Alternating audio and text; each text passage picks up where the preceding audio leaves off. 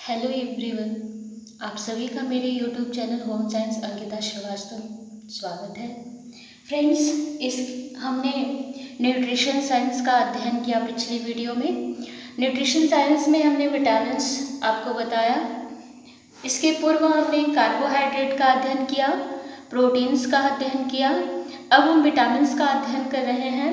Vitamins में हमने आपको बताया विटामिन दो प्रकार के होते हैं, एक जल में घुलनशील विटामिन और एक वसा में घुलनशील विटामिन।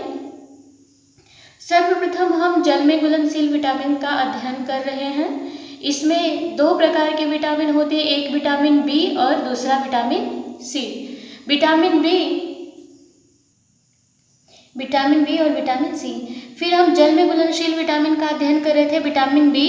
विटामिन बी के विषय में हमने आपको बताया कि विटामिन बी एक प्रकार का नहीं होता, बल्कि इसके कई प्रकार होते हैं, इसलिए इसके सामूहिक नाम को हम विटामिन बी कॉम्प्लेक्स के नाम से जानते हैं। फिर हमने आपको बताया विटामिन बी कई प्रकार के होते हैं। विटामिन बी1 जिसे हम थायमिन कहते हैं, B two riboflavin, folic acid, vitamin बी3 नियासिन, पेंटाथोनिक एसिड और पैराडॉक्सिन, बायोटिन, कोलिन, इनोसिटॉल और विटामिन बी12 जिसे हम साइनोकोबालामिन कहते हैं। स्टूडेंट, इसके पहले हमने विटामिन बी1 को बता दिया आपको, जिसे थायमिन कहते हैं, इसे एंटी बेरीबेरी भी कहते हैं। इसके विषय में हमने आपको इसके कार्य बताए, इसकी विशेषता बताई, इसके कमी से होने वाले रोग को बताया, बेरीबेरी कितने प्रकार के होते हैं ये बताया। अब हम आज पढ़ेंगे विटामिन बी1 प्राप्ति के स्रोत। विटामिन बी1 के प्राप्ति के स्रोत हैं।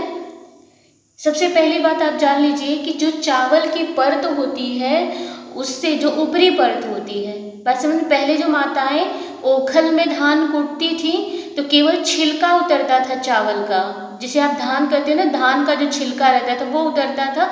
बाकी हमारे जो विटामिन हुआ करते थे वो चावल की परत रहती थी ना।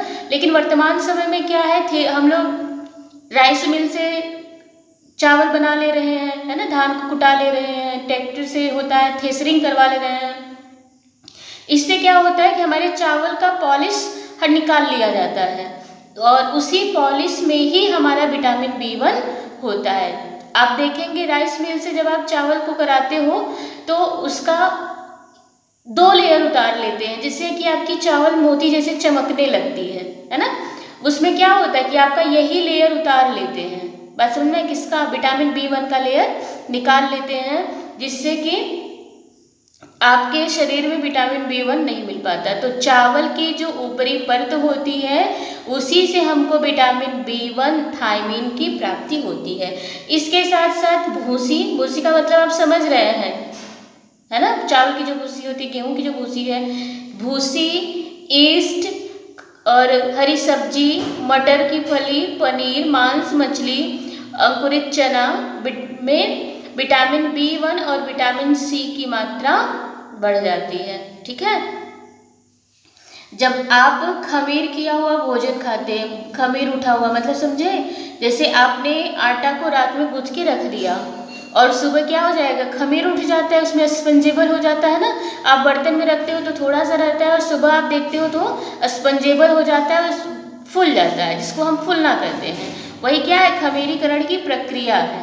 बात समझे, जब आप भोज्य पदार्थ को खमीरीकरण कर देते हो, खमीरीकृत कर देते हो, तो उसमें विटामिन बी1 की मात्रा बढ़ जाती है। क्लियर। इसके बाद विटामिन बी1 की अधिकता का क्या प्रभाव पड़ता है, तो विटामिन बी1 की अधिकता से विषाक्तता हो जाती है, जिससे भूख न लगना, चिड़चिड़ापन होना, आलस्य आना, चक्कर आना, बेहोशी आना, अनिद्रा होना, पसीना अधिक निकलना इत्यादि प्रकार की समस्याएं होती हैं जब हमारे शरीर में विटामिन बी1 थायमिन की अधिकता हो जाती है। क्लियर है। इसके बाद हम पढ़ेंगे विटामिन बी2।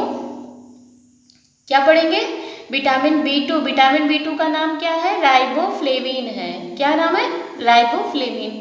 इसे हम इसके अतिरिक्त भी कई नामों से जानते हैं। विटामिन जी भी इसको कहते हैं, लैक्टोफ्लेविन भी विटामिन भी कहते हैं, पेलेग्रा साइन पेलेग्रा विटामिन भी कहते हैं, पेलेग्रा विथ आउट पेलेग्रा कहते हैं। ठीक है, इसे बहुत नामों से जानते हैं, लेकिन मेनली जो आपसे पूछा जाता है तो वो यही पूछा जाएगा, विटामिन बी2 को किस नाम से जाना जाता है। तो साधारणतया आप ये ध्यान रखिएगा कि राइबोफ्लेविन को ही विटामिन B2 कहते हैं। विटामिन B2 की विशेषता क्या होती है? तो राइबोफ्लेविन में राइबोसोम नामक शर्करा तथा फ्लेविन नामक पदार्थ उपस्थित होते हैं। ये इसकी विशेषता। राइबोफ्लेविन, इसे विटामिन B2 नाम है, लेकिन इसका नाम राइबोफ्लेविन क्यों पड़ा? तो वही बता रहे हैं कि इसमें राइबोस नामक का शर्करा है, शर्करा मतलब कार्बोहाइड्रेट है, और फ्लेविन नामक पदार्थ उपस्थित होता है, इसलिए इसको राइबोफ्लेविन नाम से जाना जाता है। दूसरी विशेषता इसकी बताई गई कि राइबोफ्लेविन पीले नारंगी रंग का होता है। यह एक कोएंजाइम होता है। कोएंजाइम मतलब जो सहायता करता है, सहायक रूप में कार्य करता हो। इसके बाद विटामिन B2 के कार्य क्या है? तो शारीरिक विकास में सहायक होता है, कोशिकाओं की ऑक्सीकरण प्रक्रिया को कोएंजाइम के रूप में कार्य करता है। यह मैक्रोन्यूट्रिएंट्स मतलब जिसकी हमारे शरीर में अधिक मात्रा की आवश्यकता होती है, जैसे CHO का मतलब यहाँ कार्बोहाइड्रेट है। कार्बोहाइड्रेट, प्रोटीन, फैट के चयापचय में ये सहायक होता है। हमारे शरीर में कार्बोहाइड्रेट, प्रोटीन और वसा के चयापचय में राइबोफ्लेविन सहायक होता है। इसके अतिरिक्त राइबोफ्लेविन हार्मोन्स तथा एंजाइम को नियंत्रित भी करता है। और B2 मतलब विटामिन B2 राइबोफ्लेविन RBC मतलब रेड ब्लड सेल, ठीक है, लाल रक्त कणिकाओं के निर्माण में भी सहायक होता है। कैसे? इसमें RBC के निर्माण में आयरन मतलब लोहा, प्रोटीन और विटामिन B2 की आवश्यकता होती है। तो कहीं न कहीं ये RBC के निर्माण में भी महत्वपूर्ण भूमिका निभाता है। राइबोफ्लेविन की कमी का प्रभाव क्या पड़ता है? देखिए, बहुत ही ज़्यादा मोस्ट भी इम्पॉर्टेंट, इसको समझिएगा। अगर आप नेट की तैयारी करते हो तो पूरे राइबोफ्लेविन चैप्टर में ये सबसे ज़्यादा इम्पॉर्टेंट है नेट के लिए, ठीक है। नेट के लिए यहाँ से बहुत ज़्यादा क्वेश्चन पूछा जाता है, स्पेशली एक ये दोनों बहुत ज़्यादा पूछे जाते हैं, आपको मिलाने के लिए दे देगा। कैसे देगा? हम आपको PYQ भी बताएंगे, लेकिन जानते रहिएगा। जैसे ग्लोसाइटिस दे दिया और आपको मैच कराना होगा विटामिन B1, B2, B3, तो आप किससे मिलाएंगे? विटामिन B2 से मिलाएंगे। क्लियर? हम बताएंगे आपको, PYQ भी कराएंगे।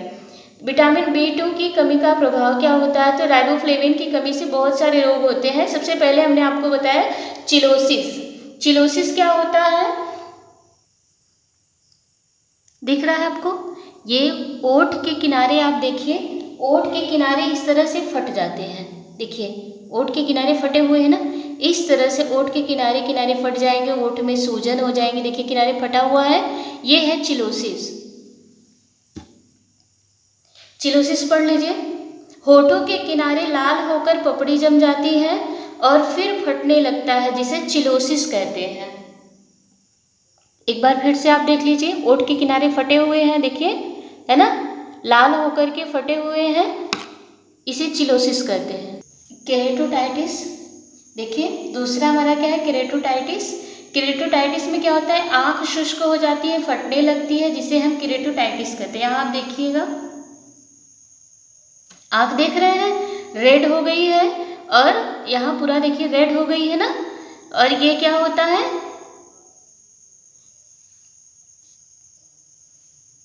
देखिए, ये क्या है? आंखें देख रही है ना, नॉर्मल नहीं है, शुष्क होकर के रेड हो गई, ये है केरेटोटाइटिस, ठीक। इसी तरह से हमारा ग्लोसाइटिस है, एंगुलर स्टोटोमेटिस है, स्टेमेटाइटिस, कार्नियल और नासोबायल। इसको हम नेक्स्ट वीडियो में आपको और अच्छे से बताएंगे। अगर आप चैनल पे नए हैं तो चैनल को सब्सक्राइब कर लीजिए, जिससे आने वाले हर वीडियो का नोटिफिकेशन आपको तुरंत मिल जाए। अगर आपको यूजफुल लगे तो लाइक कीजिएगा। अगर आपको किसी प्रकार की समस्या हो रही है, समझने में नहीं आ रहा है, तो आप हमें कमेंट करके ज़रूर बताइए। Thank you for watching my video.